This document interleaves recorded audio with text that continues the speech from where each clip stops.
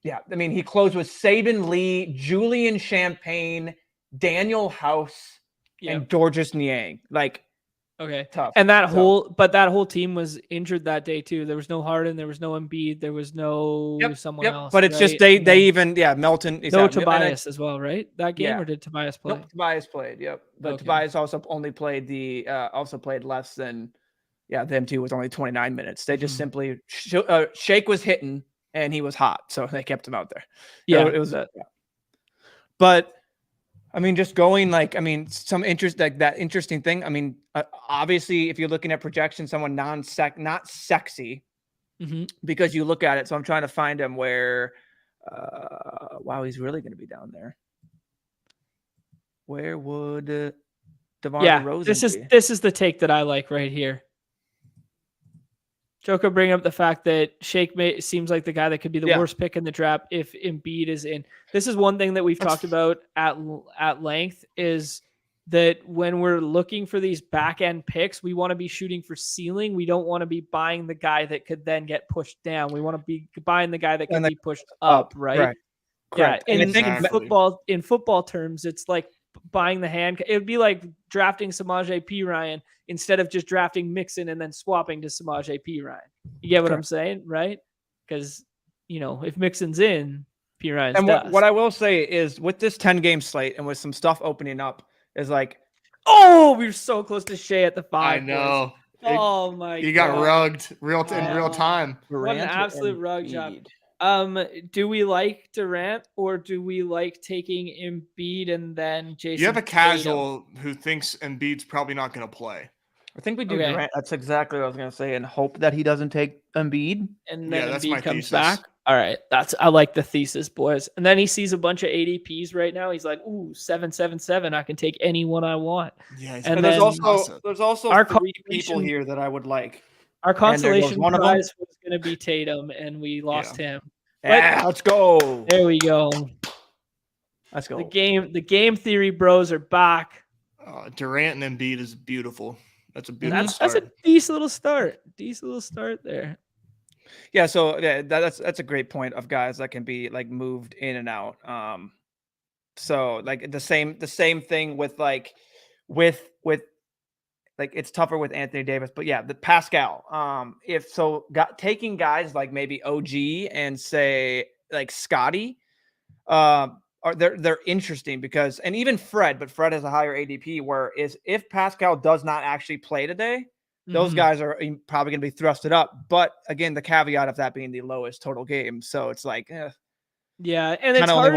I find the Raptors really hard to project which piece I want if Siakam's out. It's a really big dart throw between Scotty Barnes, between Fred VanVleet, and between OG. Like, I don't know on any given night who's going to pop, and I kind of just end up fading and let other people take those swings, right? The chart is in the Discord. Link in the bio. Join the Deposit Kingdom Discord, and then it is in the thread for our show, the Badge Bros thread there, and then it's in the pinned section. Did that make sense? Did I make sense of that? I don't know. Yeah, is he asking about like the NBA sheet or your chart? Oh, NBA sheet. Okay, what do we think here? We could take some swings at Siakam playing. We could take some swings at, what do you think about Sabonis tonight? Sabonis and then De'Aaron Fox on the way back. Is that thin? Do we think Brown's going to play?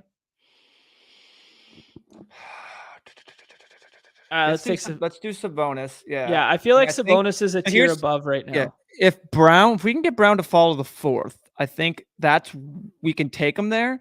Because then most likely a lot of I don't think he's going to take him with Tatum. He's got Tatum. Oh, yeah. He's already made the bet that I thought we were at the 101. And also it depends. You can get the swap for Brown with like a White or Brogdon or Marcus Smart, who aren't being drafted right now. I don't think, right? Yeah. I won't, but I will. I don't think they move up that high, do they? No, and I'm saying that now, but you get Brown, you have a swap on that team. You have plenty of swap. I think Jaylen Brown is worth a fourth round pick here. Yeah, you like him better than Garland. You like him better than, I guess, Fox with Sabonis is weird. Like Kyrie I'm not gonna is weird. Go off the rails and take them a lot because I don't want to be stuck with them. I just think that there's on a 10-game slate, there's swap options that you can get. Was he upgraded? Downgraded. Questionable? He was downgraded. So that's the reason why he's slipping, because we can kind of read the tea leaves. Mm-hmm.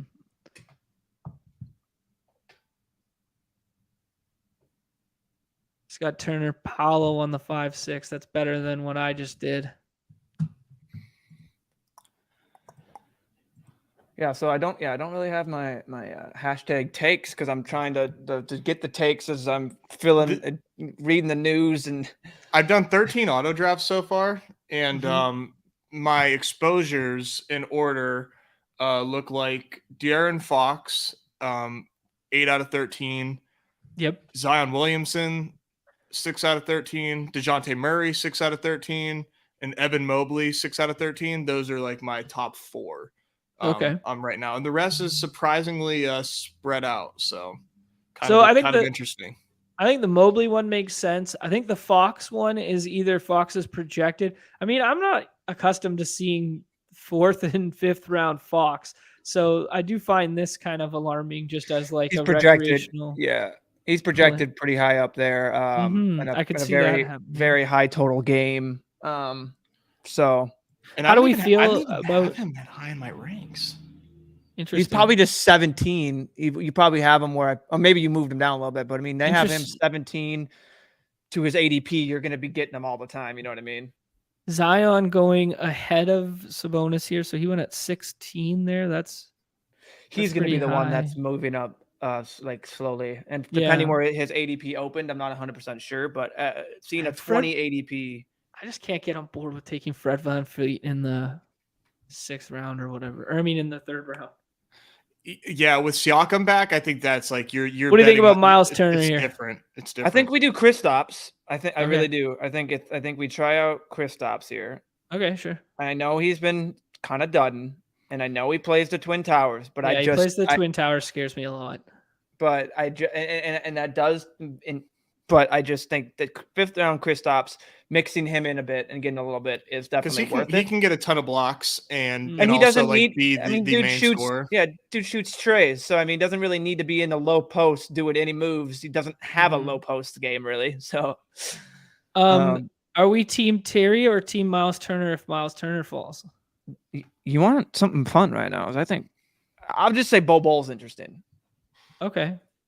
But Bol Bol's interesting in the same vein that Paulo's interesting, where like I think we should be thrusting him up a little bit with the Wendell Carter news. I think he goes up there, especially with Mo Bamba now questionable and Chuma or Mo Bamba out and Chuma. Like there's no bigs there, so that's the only reason. But I mean Turner, I love a late round, and I love a late night hammer. So if we want to do Miles Turner, which one, guys? Pick a name. Let's do Miles Turner. He wants to be a Laker, so that's exactly what Chip said. This is going to be his come trade for me game. Oh, that's a good take. I like that take. And that's I like that. I mean, he's just going to go out there and be like, "You want me? Like here I am. Here's my," and he's going to go out there and 4 fouls in the first 5 minutes. Yeah. It's fantastic. You want these fouls? Come get them. Sucks when bad players have monster games. All right, Bob. Your hops card might need to be DeAndre Ayton, man. Sengun is a baller. So there's gonna be no Numi just made me take Cat at the 1-2 turn. So Numi's on Cat tonight for sure. You guys got time? Let's run one more. I'm excited. The unique combo. You guys good with one more? Sure. Delay my draft process. Yeah, whatever. You're good. It's still early for you. Yeah, halfway full. Whatever. There's always another slate, boys. Famous last words. We're definitely getting a Monday Night Hoops part 2. There's no. I hope we get a $10. I hope we get a $10 like 12-man or something like that. Like, yeah, this would be a really good night for a 12-man. A $10 8-man. Let's make. We're just gonna get the 101 again because I wake up and I piss excellence. Let's go. Oh, Jokic. Don't even. Yeah, this was my take, man. I did the solo stream on Friday, and I was like, Bam is the play. Bam is the play. Like, he's just going to beat the shit out of that skinny European in the low block. That's what's going to happen. That was literally my line on the show, and boom, 50 burger. I think he had like 58 that night. I had a team that was in the top. I had a team in the top. Like, I finished 11th. 11th hoops guy, baby. The entire badge brigade was on him that night. Was on Bam. Yeah, that was sharp. I like that. I love that. I mean, when there's no one there, Bob's triggered because he cooked the Joe Rogan experience. JR. Bob, he can be whatever he wants. He puts up fantasy points. So, we're on Joke 101 until we get Embiid news. Yeah. I mean, it's like you're also not gonna get Jokic exposure if you take anyone else at 101. Yeah, that's a good point. But in the hyper exploitative vein of T-Box, he doesn't care. Like, you know what I mean? Like, if there's better play on the slate, just thrust him over him and go crazy with it. Yeah, right? I guess that better play would be great point, Chip. Finish 11 is better than first because it's 2 1s. There's 2 1s in 11, not first. There's only 1 1. I think the worst case scenario for Jokic still doesn't kill your team is the thing. Like against the Rockets, I think Jokic could sleepwalk his way to 40 fantasy points. Who are the bigs on the Rockets? Sengun. Yeah. Who's the me? Nez 6 man off the bench. Yeah, basically, right? And man, I was a beast in the post. You know what bro says me. Bop. I gotta go. Show's gone off the rails, boys. That's what happens when you guys don't. We're talking hoops, and we got no hoops. Usman Garuba, I forgot, and then the once highly touted Bruno Fernando.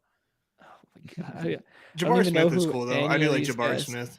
And John, did you know that Kenyon Martin's son is in the league? Did you know that? No, I didn't. Nate goes by. I've met Kenyon Martin though. Of course you did. Well, that's actually funny. Well, his son, who carries his namesake, is on the Raptors or on the Rockets. So. Kenyon Martin Jr. That's sick. Yeah, he's decent. Yeah, he played for the Nuggets, right? Kenyon Martin. Mm-hmm. Yeah, and the Nets, I believe. Yeah. Jeez, Bob, we don't need you to name every Rocket, buddy. Okay? Yeah, I do need it. I do. I need it. Let him tilt post. It's fine. This is a Bob safe space. Okay, let's see here. Tough room here.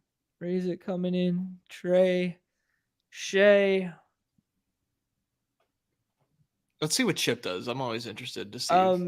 I wanted to mention something. I did want to try and get Spags on and take talk some hoops. He said that he's kind of taking a step back from hoops right now and going to focus more on it after football's over. So if Spags does come on, he's going to come on and talk football. He's not going to come on and talk hoops. We got some baseball news. Holy. Okay, let's take a pick first. Jose Abreu. Hold on. 1 second. Tyrese Halliburton. Halliburton, like no question. Yeah, Halliburton feels like he's like the end of the tier of the second round guys.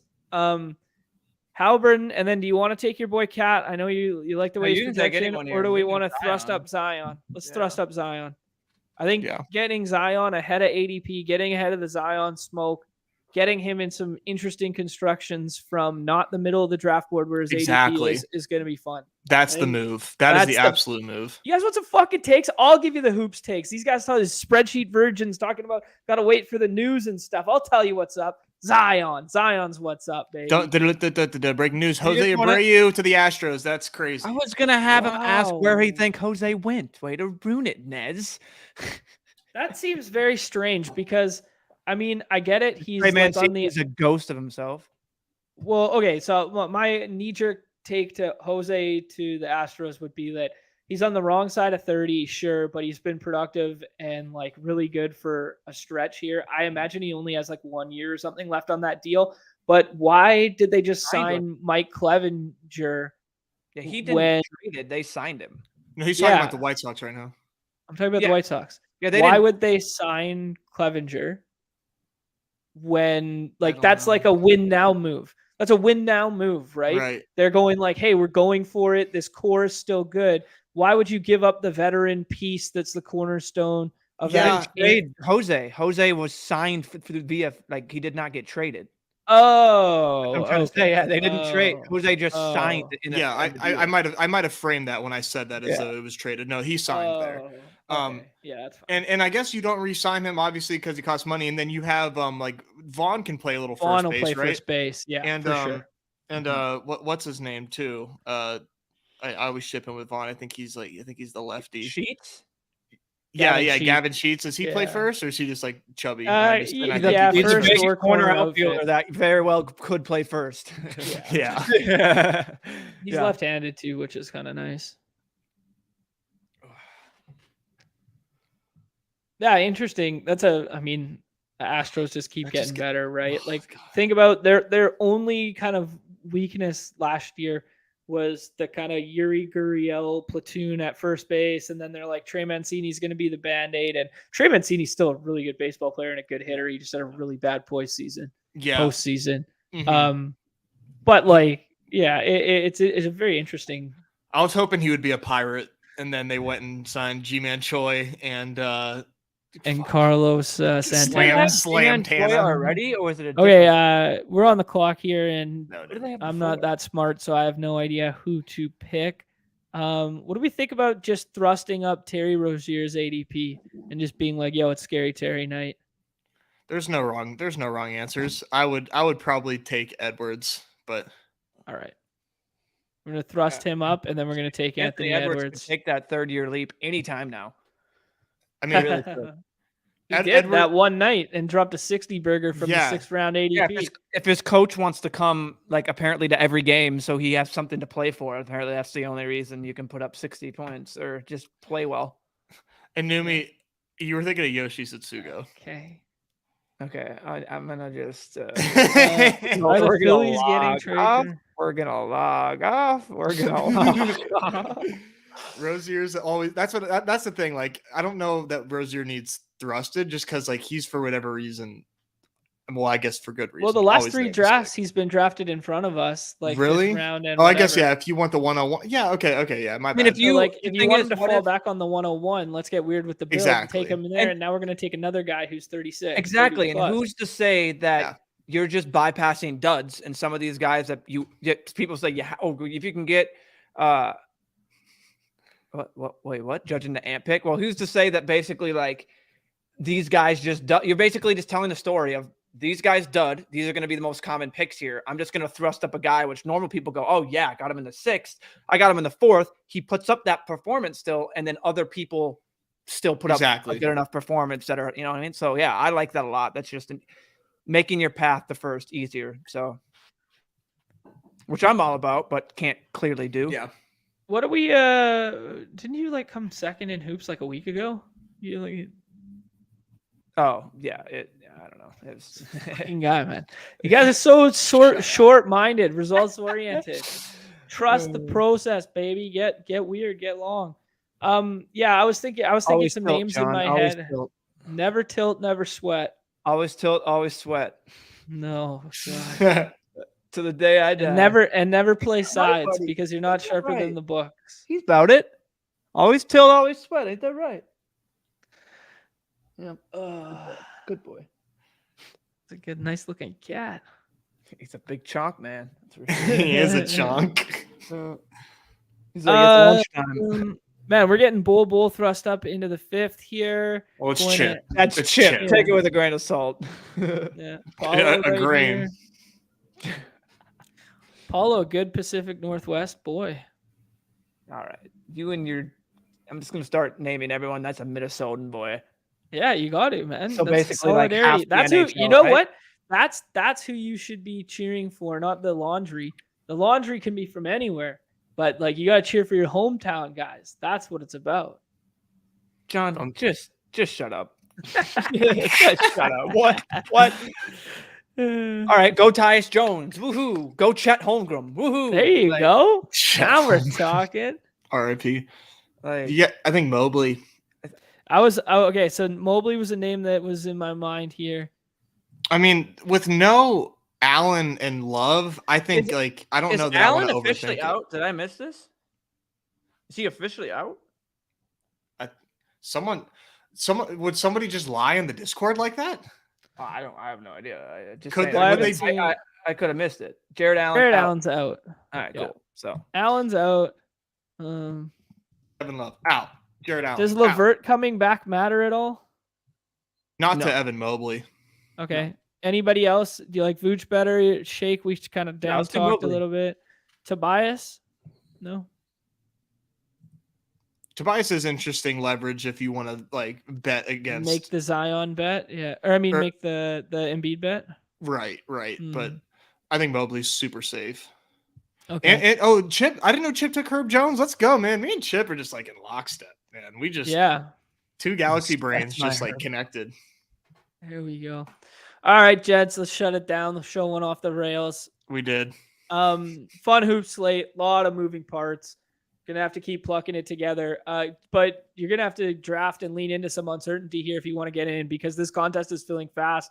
It's already at 60-something% here. 51%, my bad. But half full, and we got 5-6 hours of drafting left.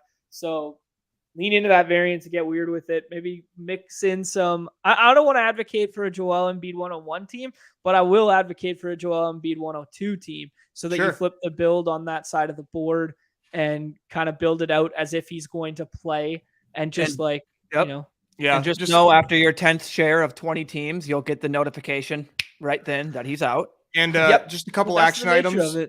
Action items. If you're new here, subscribe, join the Deposit Kingdom Discord.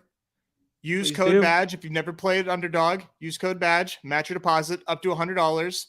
Hit Pete's store. Get some Badge Bros gear. Really comfortable shirts. Look at Numi. Look at how handsome he looks. Look at that. You can get your one thing I'll say about that. Go one size up. Yeah. I got a hoodie. I got a Deposit Kingdom hoodie, and it's size large, and I'm 5'10 and a half, 200 pounds, and it fits. Had to throw in that half inch. Yeah, no, that's why I got it. I was like, you're gonna smoke me on this one. I have to throw in that half inch to get a little free cred, No, but it's tight, man. If I could send it back, I'd send it back for another size. But I think I would size up, because I got larges in most of the tees, and I think the extra large that I got as well fits a little bit better. So yeah. Good shout on the true to size. Go get a size up, and then in the pin messages, Numi's working really hard to help us earn money. Check out his sheet for hoops projections. For good analysis. He's going to update that pretty soon. So check all that out and hang out with us. Yeah, and GA bringing up the giveaway. We'll give away some Badge Bros gear. We'll give away. I got some Underdog gear to give away. I got a hat, the tennis balls, 2 t-shirts. I got some Underdog stuff to give away as well. So stay tuned. We'll be getting that through. And then hopefully some friends of the show will be joining us later this week. Right before we go, Bob said highest exposed player, De'Aaron Fox right now, right? I'm not speaking out of turn. For me at least. De'Aaron Fox for Nez right now. Mine after those drafts is probably Miles Turner, I think. Just 5th round Miles Turner, recency bias, box score watching. Sense. He wants to be a liker narrative, leaning into that one. Through 2 drafts, we have 2 drafts. No. Everyone's 50%, so okay. Everybody. All right. I like everybody. All right, stay tuned to the sheet. Good luck in the football. It feels like a lifetime ago that we talked about football. Good luck in the football contest tonight. Get weird with those back end of those draft boards. Mix in some 1-2-2-1s that other people aren't mixing in. Take some people that other people are afraid to take, because we're going to be sacrificing projected points at the end of the draft board tonight. So get after that. Really, really fun really fun football slate to draft tonight. And good luck to everybody in the hoop streets. We'll be hanging out in the Deposit Kingdom for the rest of the day, drafting teams. Everybody's favorite time of the show. The end. Peace. Bye.